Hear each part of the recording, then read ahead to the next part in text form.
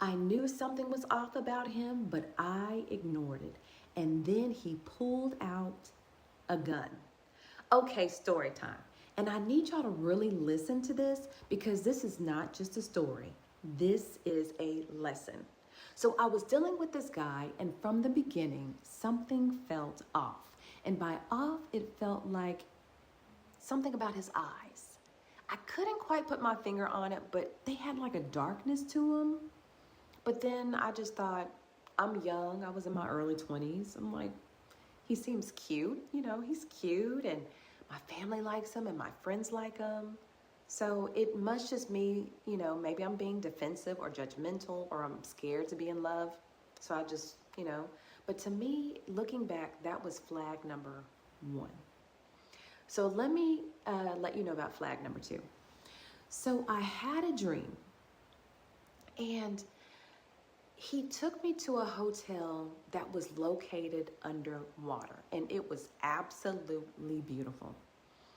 And we were walking around, he was showing me the hotel, and then he just disappeared. And I'm like, well, where did he go?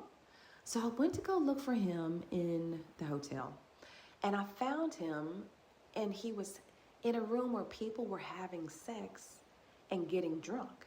And they were complete strangers, and I'm like, well, what are you doing? We need to leave. And he's like, well, I'm not doing it. I'm just watching. So I don't want to leave. So I'm like, well, he's going to stay here by himself. I'm not watching that. So, and I'm like, that's weird, right? So I leave out of there, and I'm ready to go home. So I look for a way to get out the hotel. And when I leave and I walk into the foyer, there were people lined up, and they were walking into the water, drowning. But before they stepped out the water, out the hotel into the water, they were like, hey, what are you doing tonight? What are you going to wear? And they were talking like normal, but they were all walking into the water, drowning and dying. And so I'm like, oh my gosh. Okay, so on one hand, he's in the hotel room watching people have sex and getting drunk. And then on the other hand, there are people walking into the water and drowning. So this is like, I don't want to go either direction. And I really didn't know what to do. And this Hispanic lady showed up in my dream. She grabbed my hand and she pulled me to my knees. And she said, now you need to pray. Now, to most people, they'd be like, okay, I'm leaving him alone. That is too crazy. That's a huge red flag. That I didn't have that dream for a reason. My gut feels a little off about him. That's flag two. 2 red flags. I didn't pay attention because he was cute. I wanted to be in love so bad because I had a boyfriend, and I just knew maybe he could be the one, right? So I overlooked the dream. Now let me tell you about flag 3. So one day I go and I get my nails done. I promise you, it was the same Hispanic lady who was in my dream, but she just had on glasses. And she started talking to me, and she asked me, do you have a boyfriend? I'm like, well, okay, well, kind of. I don't really know what we are. I mean, we are kind of like boyfriend, girlfriend, but we're trying to see how things go, and hopefully he's the one. So we're trying to figure it all out. So I told her I was debating on staying with him and seeing where our relationship would go, or relocating to see if, I could have a fresh start at things. And she said, well, you know what?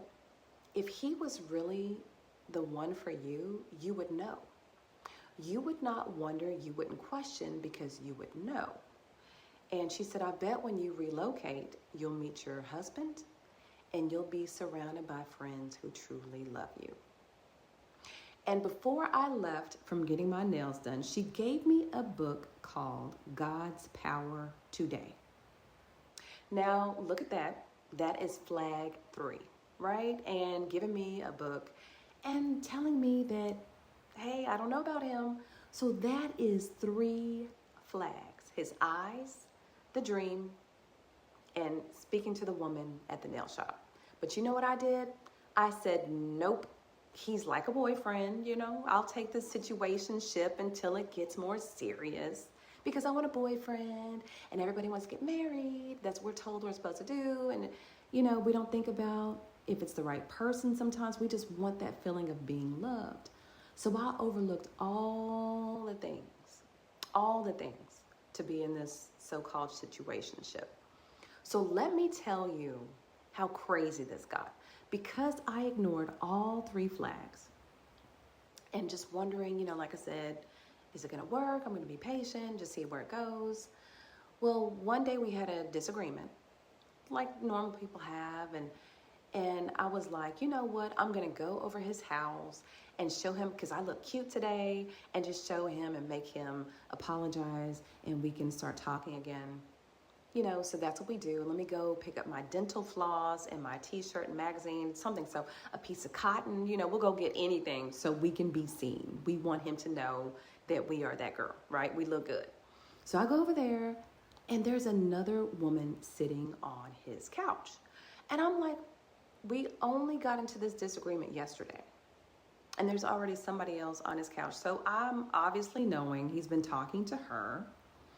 And all this time, I guess he's been lying, right? So I can say we weren't really supposed to be openly dating anybody else. So we weren't like super official, but it was like just about where it was about to get serious, right?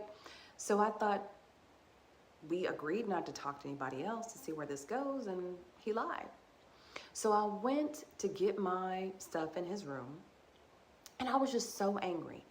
And so he was on this side of the room, and I threw a shirt this side of the room, and I was just like, you lied to me. I can't believe this. Away from him. He pulled out a gun, and he said, put your mother freaking, and you know, he said the cuss word, hands on me again. And he put the gun in my face. I had never seen a gun. There were no warning signs. Like there was no abuse, there was no verbal abuse, there was none of that. I had not really heard about him having issues, but he had a gun in my face. And so from there, I just ran and I never looked back. And what I found when I left is the same woman that was on his couch, I found out later, had a black eye at school and college because he had abused her. I found out that his father had abused him as a child, really bad. And that's why he was so abusive. And look at all the warning signs that I had received. Look at all the red flags that I had received that I was willing to overlook to be loved. If that's what you call it, right? Or to be in a relationship, or to settle, that it was good enough. And the funny thing is, when I finally did move, I did meet my husband 2 weeks later. So sometimes when we hold on to things and we think this is as good as it gets, or this is it, I'm going to settle, or at least it's somebody, it's better than nobody, we hold ourselves back because on the other side is something that you actually have been praying for and that you've been seeking to manifest. So I share all this to say, when I talk about choosing better, I mean this because I actually experienced something very toxic that I had no idea that it could be toxic like that. So how often do you overlook things that, you know, may be seen as red flags? How often are you settling in relationships or ignoring gut feelings that you feel so you can be loved or be in a relationship? So I hope this story time helps someone listen to your gut, listen to your intuition,